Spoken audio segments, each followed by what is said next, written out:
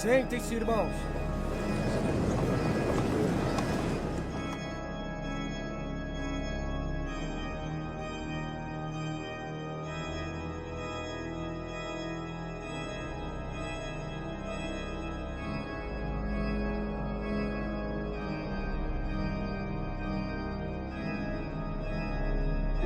Venha até o altar.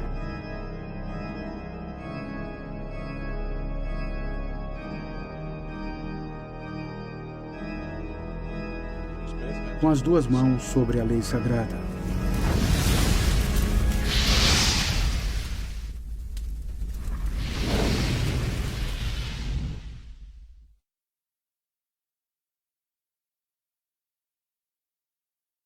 Prezados amigos, o casamento da maçonaria com as grandes denominações evangélicas brasileiras é um assunto que voltou com muita força quando um site evangélico publicou que a Convenção Batista Brasileira foi fundada pela maçonaria e que a Igreja Presbiteriana do Brasil também teve e tem até hoje forte ligação com a Irmandade Maçônica.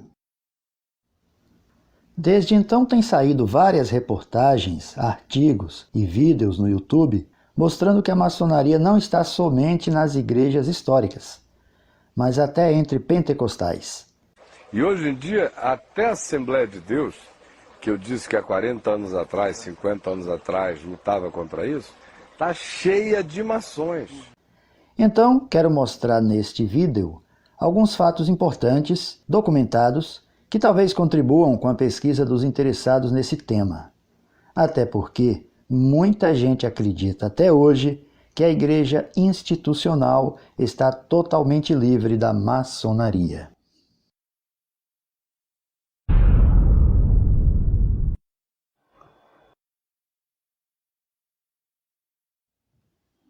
Este vídeo não tem a intenção de combater a maçonaria e muito menos defendê-la, mas somente sustentar a ideia de que toda sociedade secreta, por mais organizada e filantrópica que demonstre ser, é considerada, pela maioria dos cristãos, incompatível com os princípios do cristianismo bíblico.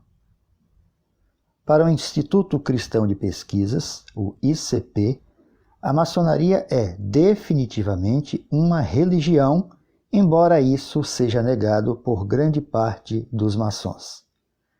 Já para os maçons, a Irmandade tem somente caráter religioso, como explica o venerável mestre Marcílio Rode, da loja maçônica Prosperidade e Esperança de São Paulo.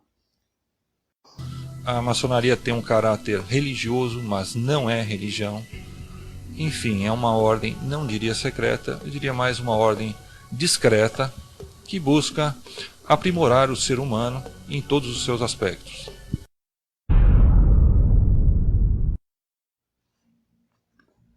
A maçonaria tradicional é uma fraternidade com ritos iniciáticos, fundada na Europa há alguns séculos, mas sem datação precisa. Maçons ingleses defendem que os seus primeiros registros documentais são datados de 1717 em Londres, onde existe, até hoje, a Grande Loja Unida da Inglaterra, uma espécie de quartel-general de um dos ramos da Irmandade, e tem vários rituais, segredos e princípios, além de uma vasta simbologia.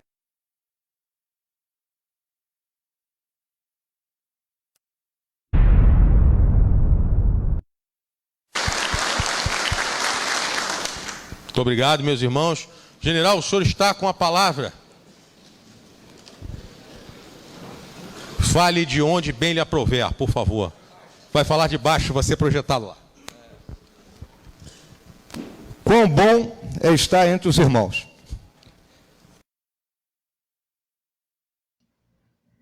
E onde a maçonaria está? Meu amigo, não se engane. A maçonaria está em todo lugar. Nos esportes, na política, nos tribunais, nas artes e, claro, nas religiões. Se você é membro de uma igreja evangélica ligada a um sistema de sínodos e concílios superiores, saiba que todos os indícios apontam para, se não um controle, pelo menos um monitoramento ostensivo da fraternidade maçônica. Talvez você até tenha ouvido um pastor ou líder de uma igreja afirmar, com muita convicção, que o seu grupo evangélico está livre de membros maçons ou mesmo de sua influência. E provavelmente esse pastor não está escondendo nada. A questão é que nem todos os pastores sabem como funciona a maçonaria. Os seminários teológicos por onde passam os principais candidatos ao pastorado não se aprofundam no estudo de sociedades secretas, nem sua história e nem suas formas de atuação. Às vezes, essas escolas até abordam esse tema na área de apologética, que é a defesa da fé. Mas não é comum que um seminário de teologia gaste tempo com isso. Além disso, nem todos os seminaristas se interessam por matérias assim.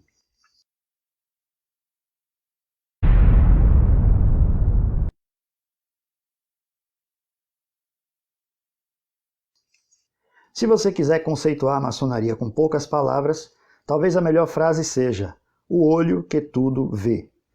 Esta é uma frase muito usada na maçonaria e tem a ver com um de seus mais conhecidos símbolos, a pirâmide maçônica. Esse símbolo é bem conhecido por aparecer na nota de $1 americano. Vamos conhecer um pouco mais essa pirâmide. Observe essa imagem. Abaixo você vê uma flâmula com uma inscrição em latim, que numa tradução livre para o português seria Nova Ordem Mundial. A pirâmide está destacada em vermelho para manter o padrão do vídeo. Sempre que o sistema maçônico for ilustrado com uma pirâmide, ela estará em vermelho para facilitar a compreensão. Perceba que o topo da pirâmide é independente da base, indicando a supremacia de quem manda em um sistema piramidal maçônico. No corpo da pirâmide, os tijolos são iguais. Estudiosos entendem que essa composição homogênea representa as classes inferiores, que servem apenas para sustentar o topo.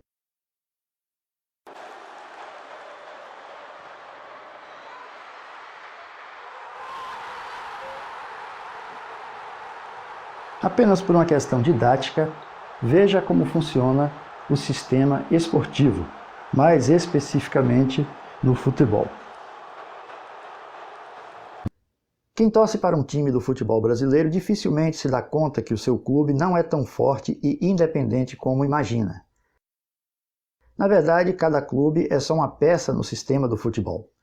Todos eles estão submissos a uma federação estadual que comanda cada campeonato, cada disputa e, naturalmente, define as taxas que serão cobradas.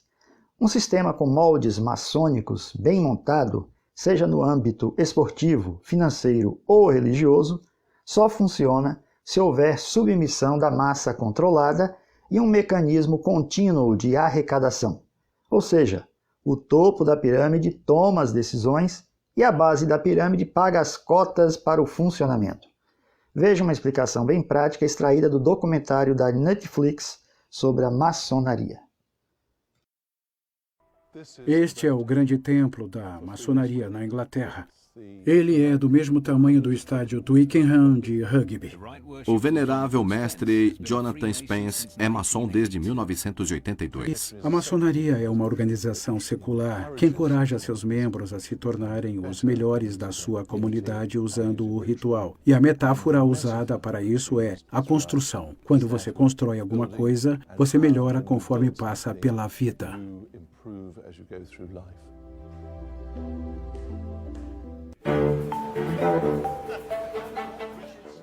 Hoje, Jonathan estará liderando um dos maiores eventos maçônicos do ano, a comunicação trimestral. Apesar de ser pouco mais que uma gloriosa reunião de negócios, a comunicação trimestral terá a participação de 1.400 maçons de todo o país e até do mundo. Como vai? Estou representando o grão-mestre da Croácia. É um prazer. O prazer é todo meu. Obrigado. Bem-vindo a Londres. A comunicação trimestral é uma reunião formal de negócios e as decisões podem variar desde a definição das cotas para o ano seguinte até se é apropriado reconhecer uma grande loja de outro país. Quem está no topo do comando do futebol é a FIFA. As imagens da abertura da Copa FIFA de 2018 na Rússia revelam formas que lembram símbolos maçônicos. Pode até ser coincidência, mas, no mínimo, é muito estranho.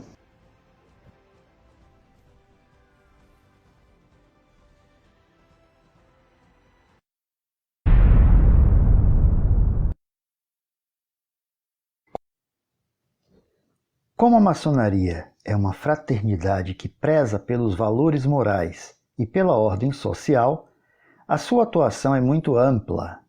Sendo assim, quero citar 3 organizações fundadas por maçons, ligadas à maçonaria e presentes em quase todo o mundo: o Lions Club, o Rotary Club e o Escotismo.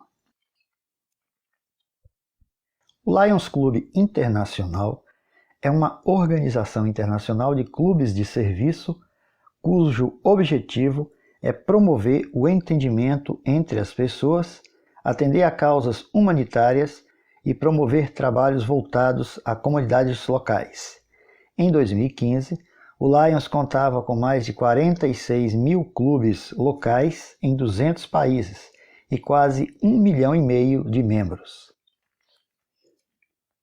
O Rotary Internacional é uma associação de clubes de serviço cujo objetivo é unir voluntários a fim de prestar serviços humanitários, promovendo a paz em nível internacional e exaltar valores éticos, que são expressos através da prova quádrupla, que é basicamente um questionário de 4 perguntas reflexivas. Existem mais de 34 mil clubes Rotary no mundo, com cerca de 1.200.000 membros, chamados rotarianos. O Rotary também tem um rigoroso sistema de rodízio em seus cargos, impedindo assim que alguém se perpetue no comando. O governador anterior passa o bastão para o governador seguinte. Por isso a palavra Rotary, rodar, os cargos todos no mesmo dia. É coisa de Rotary. Rotary é grandioso. O escotismo foi fundado em 1907 por Robert Baden-Powell. Várias lojas maçônicas no mundo inteiro levam o seu nome. O escotismo é um movimento juvenil mundial, educacional, voluntariado, apartidário e sem fins lucrativos. A sua proposta é o desenvolvimento do jovem por meio de um sistema de valores que prioriza a honra, baseado na promessa e na lei escoteira. Quem foi criança nas décadas de 70 e 80 e que gostava de ler quadrinhos, talvez se lembre dos escoteiros mirins, um grupo de garotos liderado pelos sobrinhos do Pato Donald. Os escoteiros mirins viviam em contato com a natureza, cuidando de animais feridos, apagando focos de incêndio em bosques e florestas e fazendo casas nas árvores. Uma característica marcante dos escoteiros mirins, e que é um forte comportamento maçônico, era o seu grande empenho para receber medalhas, reconhecimento e condecorações do escotismo. Bem, o que havia por trás disso? A verdade é que esses garotos dos quadrinhos são personagens dos estúdios de Walt Disney, um maçom grau 33 que usou seu trabalho artístico para difundir os valores maçônicos. A criança ou adolescente que ingressa no escotismo é iniciada nessa atmosfera de cooperação e fraternidade, despertando assim, se for o caso, sua vocação futura para as atividades maçônicas. Tanto o escotismo quanto o Lions Club e o Rotary Internacional exaltam virtudes, valores éticos e a paz mundial. É praticamente impossível conhecer e relatar todas as atividades e influências maçônicas dentro do sistema religioso do cristianismo, mas podemos enumerar alguns pontos bem visíveis e fáceis de identificar. As 2 principais igrejas históricas do Brasil, ou pelo menos as mais conhecidas, são as igrejas batistas históricas e também a Igreja Presbiteriana do Brasil. Vamos começar pela Convenção Batista Brasileira, apontada pelos críticos como o primeiro braço da maçonaria na Igreja brasileira. Voltando ao século XIX, a Igreja Católica e os maçons estavam se desentendendo no mundo todo, e em 1884, o Papa Leão XIII condenou definitivamente a maçonaria. Nós sabemos que, historicamente, o Papa Leão XIII, ele condenou definitivamente a maçonaria e, através da sua encíclica Humanum Genus, do dia 20 de abril de 1884, determinou qual era a atitude da Igreja Católica diante da instituição maçônica. Logo em seguida, essa determinação do Papa foi acompanhada por um decreto do Santo Ofício que dizia que a maçonaria era uma instituição excomungada. Com isso, as relações da Igreja Católica no Brasil e as lojas maçônicas ficaram mais tumultuadas. Nesse ínterim, a Missão Batista Norte-Americana estava em processo de implantação do seu trabalho missionário no Brasil. A maçonaria, forte interessada no enfraquecimento do catolicismo brasileiro, se antecipou nos Estados Unidos e, assim, os primeiros missionários batistas enviados ao Brasil eram também agentes maçônicos. William Bagby, um dos primeiros a chegar ao Brasil, além de ter sido batizado por um pastor que era maçom, foi ainda consagrado ao ministério da palavra no salão de uma loja maçônica. Seguiram-se, sustentados pela junta de Richmond, sendo todos maçons, Zachary Taylor, em 1882, Edwin Soper, em 1885, Edward Allen, em 1885. Além de outros, sendo que William Bagby, Edwin Soper e Edward Allen foram pastores da igreja em Santa Bárbara, que tinha entre seus membros um expressivo grupo de maçons. A maçonaria também ajudou os batistas brasileiros e ao pastor Salomão Ginsburg, também maçom, na construção do primeiro templo batista, em Campos de Goytacazes. Já a Igreja Presbiteriana do Brasil, apesar de não haver qualquer registro de que o seu primeiro missionário no Brasil, Ashbel Green Simonton, tenha sido maçom, é uma igreja com mais semelhanças maçônicas que a própria Igreja Batista histórica. A sua simbiose com a sociedade secreta vem desde a concepção da própria maçonaria moderna, no século XVIII. A primeira Constituição maçônica foi publicada em 1723, de autoria do pastor presbiteriano James Anderson. Essa carta magna da maçonaria é referência histórica e inspiração para centenas de outras constituições de grandes lojas e denominações evangélicas. O presbiterianismo calvinista histórico surgiu na Escócia e migrou para a Inglaterra e Estados Unidos, mesmo caminho percorrido pelo rito escocês da maçonaria anos depois, tornando-se muito forte nos Estados Unidos. Tanto é que o Supremo Concílio do grau 33 do rito escocês tem sua sede em Washington, D.C., para a jurisdição do Sul.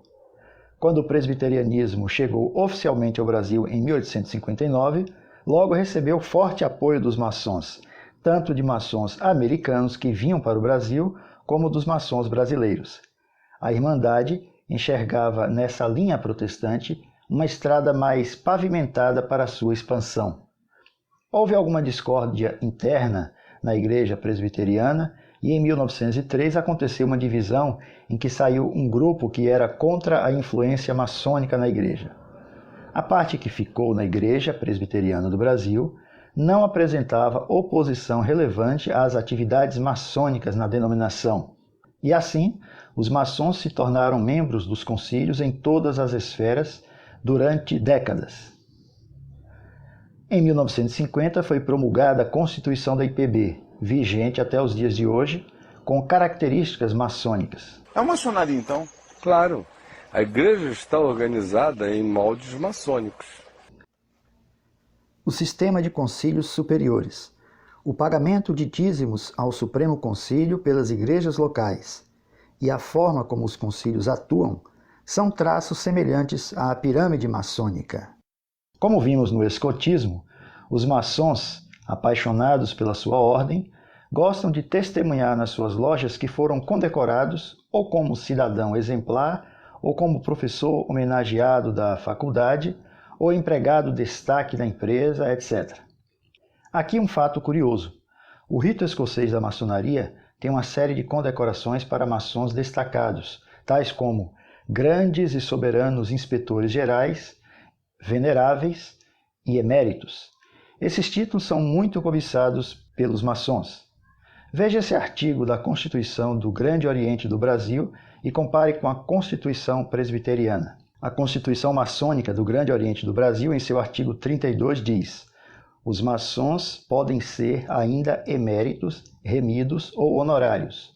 1. São eméritos os que têm 60 anos de idade e, no mínimo, 25 anos de referida atividade maçônica. Agora veja o artigo 57 da Constituição da Igreja Presbiteriana do Brasil. Aos presbíteros e aos diáconos que tenham servido satisfatoriamente a uma igreja por mais de 25 anos, poderá esta, pelo voto da Assembleia, oferecer o título de presbítero ou diácono emérito, respectivamente, sem prejuízo do exercício do seu cargo, se para ele forem reeleitos. Se você está planejando procurar na Bíblia Sagrada qualquer referência textual sobre bispo, pastor ou presbítero emérito, faz muito bem em procurar. Não é prudente ouvir uma informação importante em um vídeo no YouTube e tomar isso como verdade.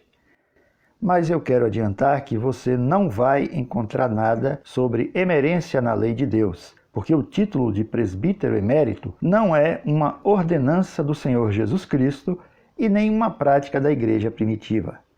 É somente uma condecoração dos rituais maçônicos, criada, formatada e inserida no sistema religioso por eles mesmos, para enriquecer sua vasta coleção de honrarias.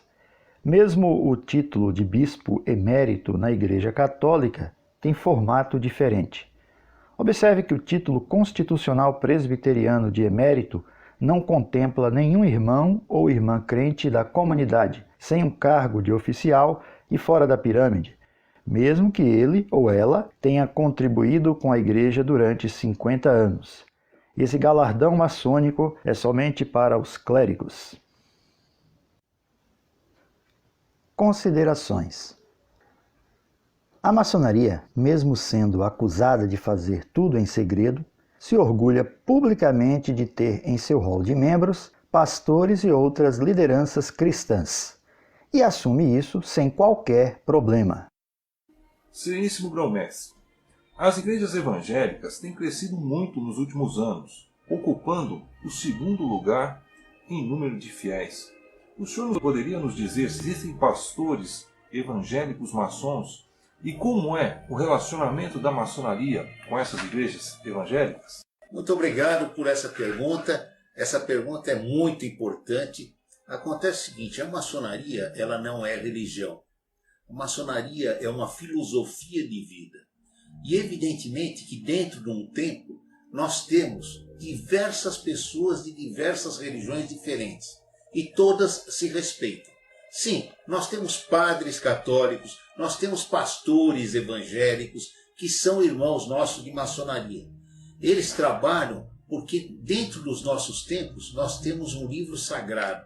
E esse livro sagrado é a Bíblia, é um livro de moral. E nós temos diversos irmãos que fazem parte, que são evangélicos, que são católicos, que são budistas, que são maometistas, de todas as religiões. E isso é importante todos se reunirem no mesmo tempo. Outra coisa que eu quero deixar bem claro é que a maçonaria é a única que consegue congregar dentro de um templo todas as religiões. Mas, ao que parece, o sistema religioso, que sempre diz ser da luz, prefere não comentar nada sobre seu envolvimento com a maçonaria. É raro você ver uma igreja assumir essa relação. O Supremo Concílio da Igreja Presbiteriana do Brasil publicou em 2010 um documento dizendo: quanto à incompatibilidade com a maçonaria, o Supremo Concílio IPB 2010 resolve 1. Aprovar o documento. 2. Reafirmar a incompatibilidade das doutrinas maçônicas com a fé cristã. Desde essa publicação, está valendo uma recomendação às igrejas locais para não receberem em seu rol de membros nenhum associado de sociedades secretas, incluindo a maçonaria. No entanto, esse decreto levantou algumas perguntas, pois, por algum motivo não explicado, não houve recomendação a pastores ou presbíteros de deixarem também as entidades maçônicas, como Rotary Internacional e Lions Club. Ou seja, o maçom presbiteriano pode deixar a maçonaria e continuar como rotariano. Cuidado, meu irmão, cuidado, minha irmã. Enquanto o povo de Deus se dirige aos templos para adorá-lo e praticar a comunhão dos santos, muita coisa acontece nas sombras que os crentes não sabem. O Evangelho do Senhor Jesus Cristo é simples, nós é que complicamos. Peça discernimento a Deus. Pastor Daniel, tem problema eu ser batista e presbiteriano? Você que tem que dizer agora, amigão. Porque se eu fosse da batista, da presbiteriana, da metodista, eu saia de lá agora. Da Igreja Assembleia de Deus Madureira, que está podre, cheia de evidências. Eu saia de lá agora. Para onde eu ia então, pastor? Para onde você quer que eu te mande? Para os braços de Cristo, meu amigo.